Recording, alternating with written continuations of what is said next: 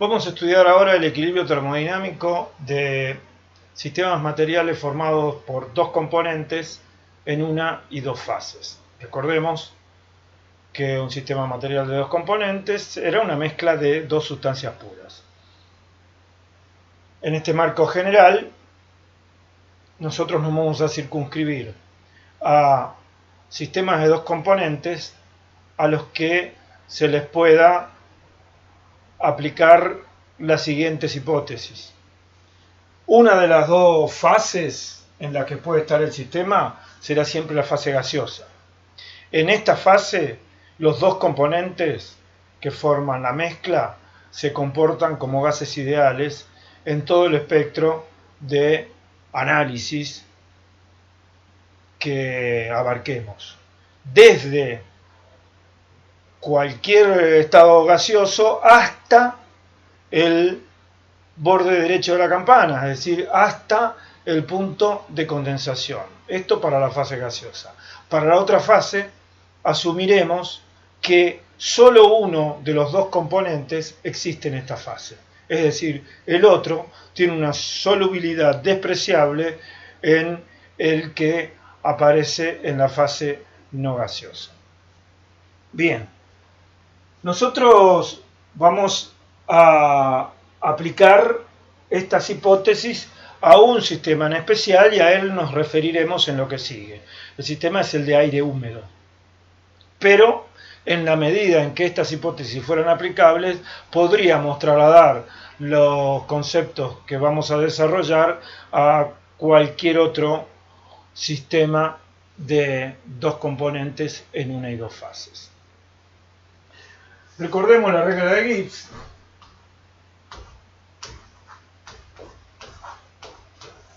El número de grados de libertad era 2 más el número de componentes menos el número de fases. Es decir, cuando el aire húmedo esté en una fase, tendrá 3 grados de libertad porque son dos componentes en una fase. Bien.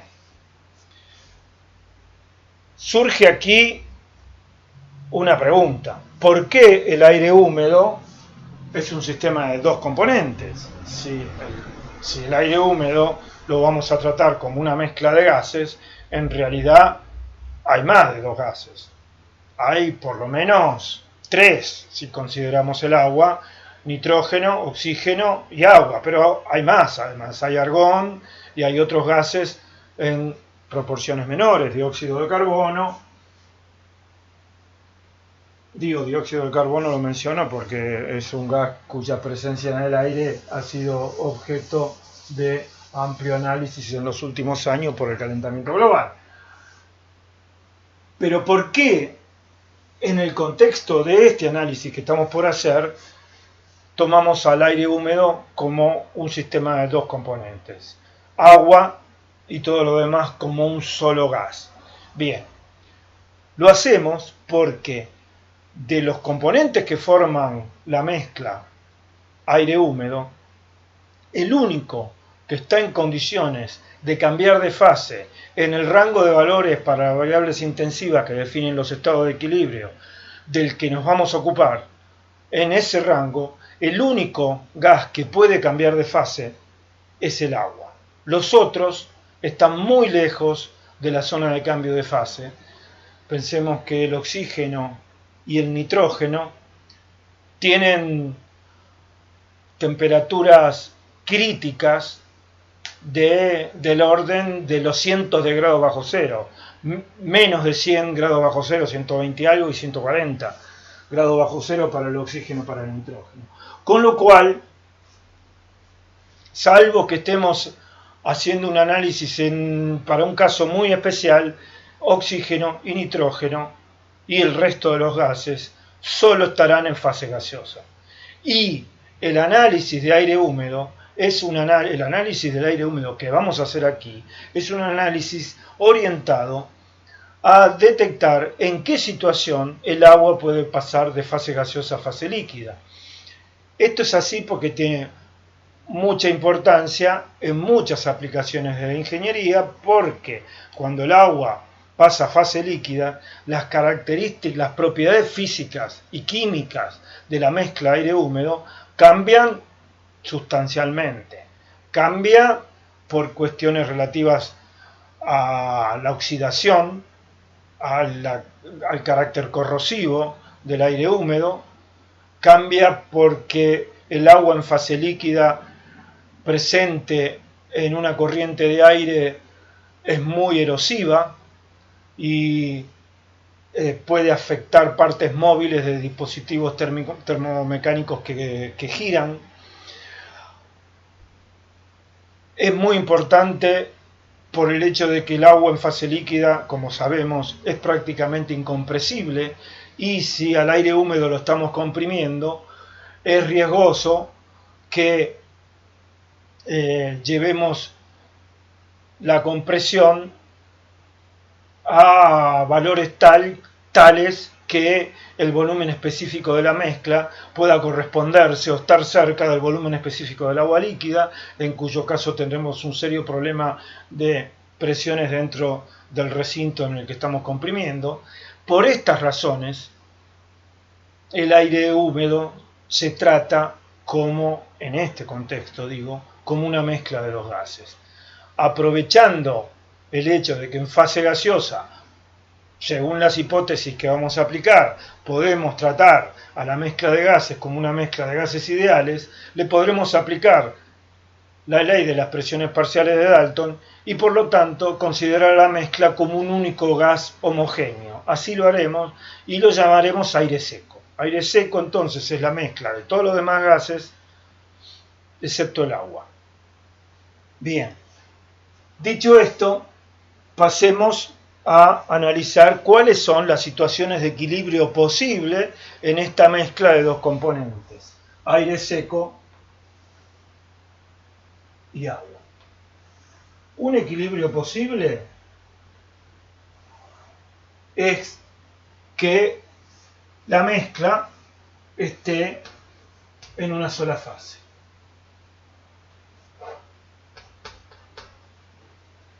Cuando comencemos a hacer análisis cuantitativo, al aire seco lo identificaremos con el subíndice A y al vapor con el subíndice B,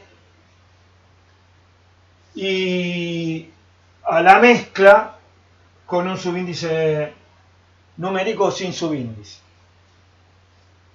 Por ahora nos referimos a aire seco como AS y vapor de agua como B de H2O. Si ambos componentes están en fase gaseosa, los trataremos como una mezcla de gases ideales, con 3 grados de libertad. Tendremos, por lo tanto,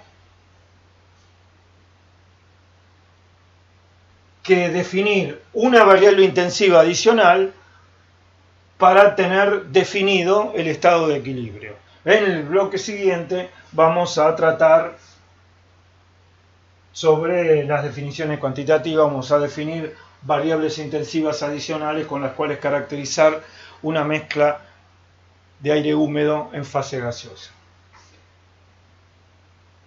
Si nos concentramos en el agua, ya que ya sabemos que los otros componentes van a estar en fase gaseosa y le podemos aplicar la ecuación de estado de los gases ideales, por lo tanto no es de utilidad hacer representaciones gráficas, sí lo es para el agua. ¿En qué estado estará el agua si esta mezcla a la presión P y a la temperatura T, vamos a suponer que esto está encerrado en un recipiente con un émbolo tal que la presión adentro es igual que la de afuera y todo el esquema está en equilibrio con el medio exterior, o sea, adentro hay la presión P y la temperatura T. Si dibujamos el diagrama de equilibrio del agua, y esta es la isoterma de temperatura T, si el agua está en fase gaseosa es porque el punto que representa el equilibrio del vapor está por aquí, en la fase gaseosa. O sea, su volumen específico a la temperatura T es mayor que V segunda de T. Ahora bien, esto indica una presión de vapor por aquí. ¿Esta es la presión de la mezcla P? No. La mezcla P, la mezcla a presión P, estará en una ordenada como la que acabo de señalar. Esto es P. La presión del aire seco será la diferencia entre estas dos ordenadas. El vapor está a su propia presión. Recordemos que en gases ideales, cada gas está en el recinto que comparte con los otros componentes de la mezcla como si estuviera solo, a su propia presión. Esta es la situación entonces de equilibrio cuando la mezcla está en fase gaseosa.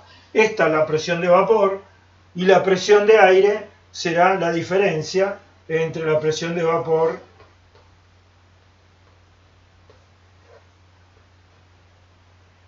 y la presión total. Recordemos, este diagrama está muy distorsionado. Si estamos pensando en presión atmosférica, una de las aplicaciones más importantes de aire húmedo, por lo menos todo lo que tiene que ver con meteorología,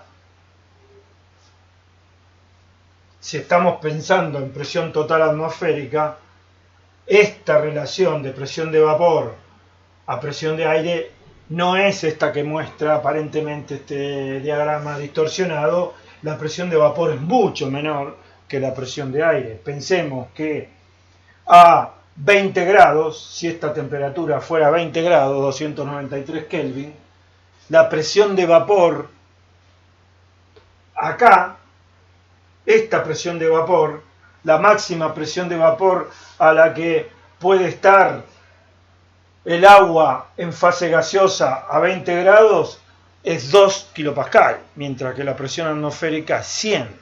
O sea, tendremos 2 kilopascal de presión de agua y 98 kilopascal de presión de aire.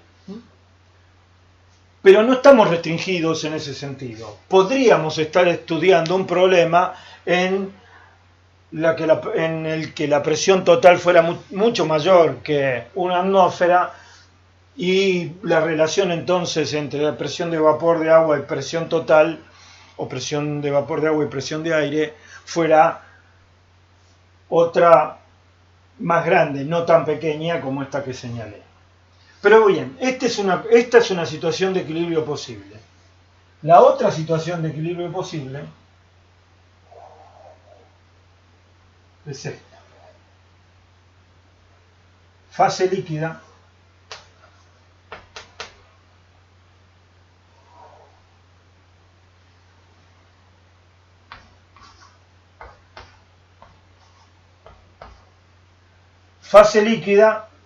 y fase gaseosa.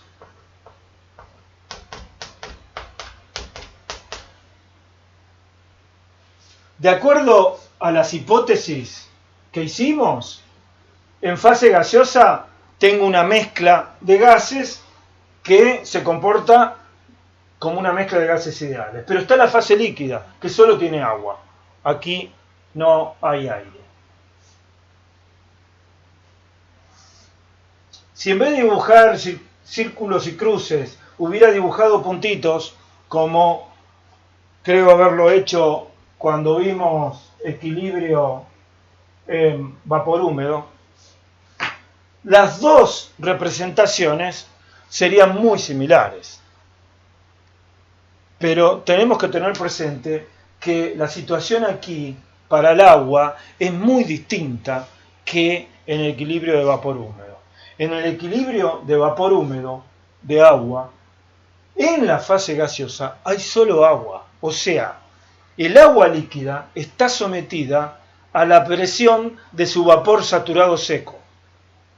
Eso es equilibrio en dos fases para vapor húmedo. Aquí, en la fase gaseosa, hay dos componentes, de manera que el agua líquida no está sometida solo a la presión de su vapor saturado seco, sino que está sometida a la presión de la suma, a la suma de las presiones de su vapor saturado seco más la presión de aire seco. Es decir, está sometido a la presión total, como surge de este dibujo, si pensamos que esto es un árbol. Si dibujamos entonces el mismo diagrama de equilibrio para el agua que dibujamos antes,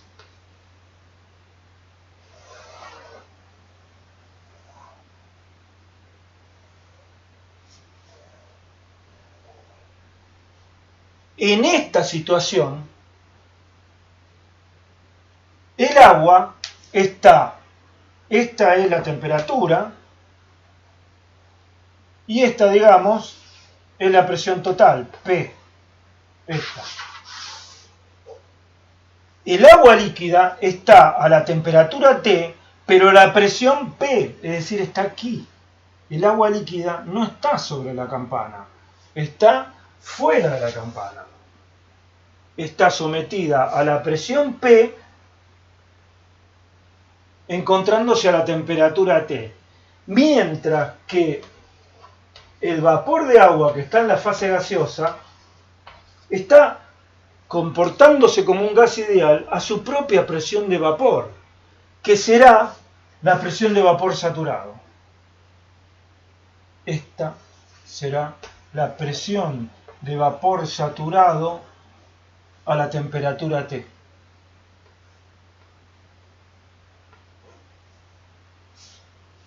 Es muy importante tener presente que esta es la situación del agua en un...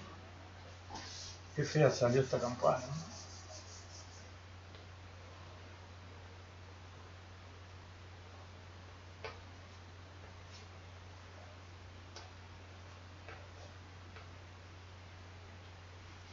Esta es la situación del agua, entonces, en el equilibrio de una mezcla de aire húmedo en dos fases. Tenemos solo 2 grados de libertad.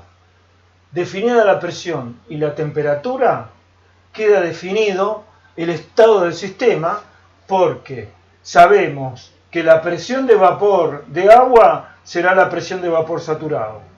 Y tenemos definido entonces el estado, en términos de variables intensivas, del vapor de agua y el estado del agua líquida. También está definido el estado del aire seco, porque teniendo la presión de vapor saturado y la presión total, tenemos la presión de aire seco. Y por lo tanto también tenemos presión de aire seco y temperatura, es decir, dos variables intensivas para el segundo componente. Acá vemos cómo en dos fases tenemos 2 grados de libertad, como señala la regla de Gibbs, mientras que en tres fases, mientras que en una sola fase tenemos 3 grados de libertad. En una sola fase tenemos 3 grados de libertad. Para saber cómo está compuesto este aire húmedo, tenemos que definir una variable intensiva adicional. ¿Para qué nos servirá? Sobre todo para saber qué tan lejos estamos en este estado de pasar a este. ¿Qué tan lejos está este aire húmedo en una sola fase de saturarse de humedad y pasar a estar en condiciones de que aparezca la fase líquida? Uno puede preguntarse todavía, ¿cómo es que pasamos de esta situación a esta? Vamos a hacer una última consideración cualitativa sobre el equilibrio de aire húmedo, hablando de evaporación. Imaginemos que estamos en esta situación. O sea, el agua, fíjense, un comentario lateral. Fíjense que no dibujamos diagrama característico para el aire seco. No vale la pena porque el aire seco va a permanecer en fase gaseosa y como gas ideal en todo el rango de presiones y temperaturas que abarquemos. Por lo tanto, tenemos la ecuación de estado. No hace falta un diagrama para ubicarnos. Por eso aquí no hay diagrama. En este estado, el aire seco está sometido a su propia presión, la presión de aire seco, y a la temperatura T, y tenemos la ecuación de estado para eso. Bien, volvamos entonces. ¿Cómo pasamos de esta situación a esta? Imaginemos que estamos aquí, el agua está en este estado, a esta presión de vapor, de acuerdo a la masa de agua que hay acá adentro. Y en estas condiciones, inyectamos agua. Inyectamos una cierta cantidad de agua líquida.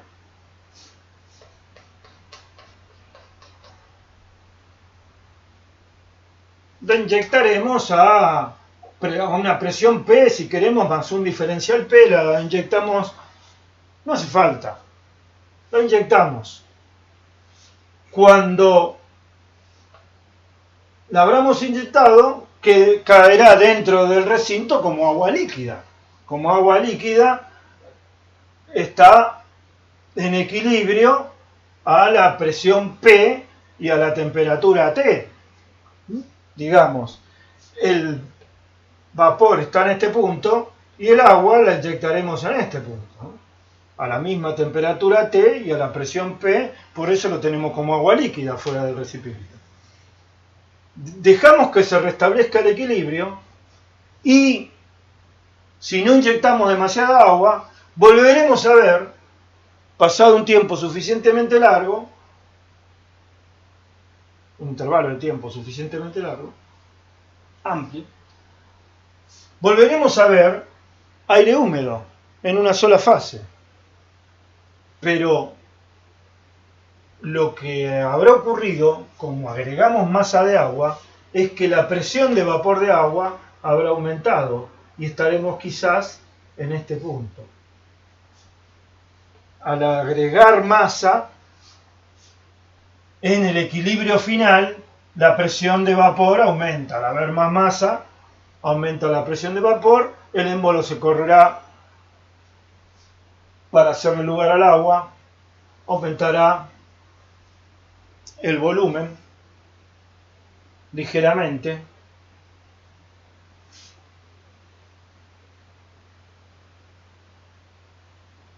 la presión de aire seco disminuirá en la medida en que aumenta la presión de vapor y la presión total se volverá a equilibrar en P. Al aumentar la presión de vapor, disminuye la presión de aire y la suma vuelve a dar P. Podemos seguir ese proceso en la cantidad de pasos que nos querramos imaginar. Lo que haremos es estar acercándonos a este punto. Pero interesa pensar cómo es que inyectamos agua en este estado y cuando se alcanza el equilibrio tenemos agua en este estado.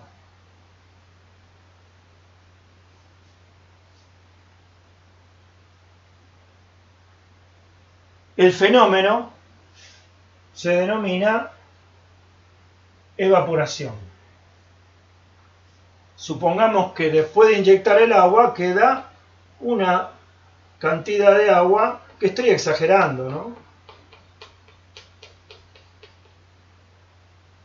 A menos que la temperatura fuera muy alta, la cantidad de agua que tengo que inyectar es muy pequeña como para imaginar que va a ocupar un volumen significativo en un recipiente de estas proporciones. Pero no importa la escala ahora. Imaginémonos que tenemos un cierto volumen de agua que cubre todo el piso del recipiente. Esto inmediatamente después de inyectarlo.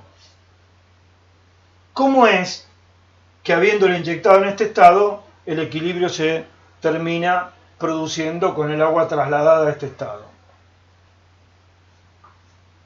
Lo que ocurre es que en la superficie del agua se produce un fenómeno cuya descripción nos obliga de nuevo a ir al límite de la escala de observación de la termodinámica. Ese fenómeno es la evaporación. Aunque el agua en fase líquida está en equilibrio a la presión total resultante de la suma de la presión de vapor y la presión de aire seco, de cualquier manera, a cualquier temperatura, siempre habrá partículas sobre la superficie del agua en condiciones de pasar a fase gaseosa. ¿Por qué en condiciones de pasar a fase gaseosa? Porque lo que desde la escala de observación de la termodinámica es un equilibrio uniforme con propiedades macroscópicas uniformes, presión y temperatura, a una escala de observación de suficiente detalle, no todas las partículas de agua están en el mismo estado. Y siempre habrá una cierta proporción de partículas de agua en el estado líquido que tienen las condiciones para pasar a fase gaseosa. Y una vez que pasan a fase gaseosa, pueden permanecer en fase gaseosa porque inmediatamente después de pasar a fase gaseosa pasan a estar a su propia presión de vapor. Y si está por acá esa presión de vapor, es una situación de equilibrio. El fenómeno es más complejo porque no es unilateral. También es cierto que las partículas de agua en fase gaseosa, moviéndose libremente, cuál es el modelo a la escala microscópica de un gas ideal, chocan contra las paredes del recipiente, ocasionando la presión parcial que se percibe desde fuera del recipiente, pero también chocan contra la superficie del agua. Así como hay partículas de agua en condiciones de pasar a fase gaseosa sobre la superficie del agua, también habrá algunas partículas en fase gaseosa que al chocar con el agua no rebotan, sino rebotan es un exceso de modelo macroscópico para esta escala de observación. En vez de volver a la fase gaseosa, quedan en la fase líquida, de manera que ese intercambio de partículas desde la superficie de interfase entre el líquido y el vapor es dinámico, pero el balance, cuando la presión de vapor en la fase gaseosa es suficientemente baja, es a favor de las partículas que pasan de fase líquida a fase gaseosa. Este fenómeno superficial se llama evaporación. No es lo mismo que la ebullición, que se produce cuando la presión en el seno del líquido, acá, es igual a la presión de vapor saturado. Este es un fenómeno que solo se da en la superficie, es proporcional a la superficie expuesta, por eso hay más evaporación en igualdad de otras condiciones cuando mayor es la superficie expuesta de un volumen de agua. Es tanto más intensa cuanto mayor es la temperatura, y también cuanto mayor es la diferencia entre la presión de vapor en el estado en que se encuentra el aire y la presión de vapor saturado a esa temperatura. Cuando acá afuera la presión de vapor es la presión de vapor saturado, este balance entre partículas de gas que quedan en el líquido y partículas de líquido que pasan al gas se equilibra, este balance se equilibra y ya no hay más un pasaje neto de agua en fase líquida a agua en fase gaseosa. Entonces esto es lo que hace que inyectemos agua en fase líquida y el equilibrio convierta esa agua en fase líquida en agua en fase gaseosa a una presión menor que la presión de vapor saturado. Si seguimos inyectando agua, el equilibrio cada vez se establecerá más cerca de la presión de vapor saturado hasta que la presión de vapor sea la presión de vapor saturado. En ese punto, si inyectamos más agua, queda en fase líquida. Queda en fase líquida porque el proceso de evaporación se compensa con el proceso de recondensación del lado de la fase gaseosa.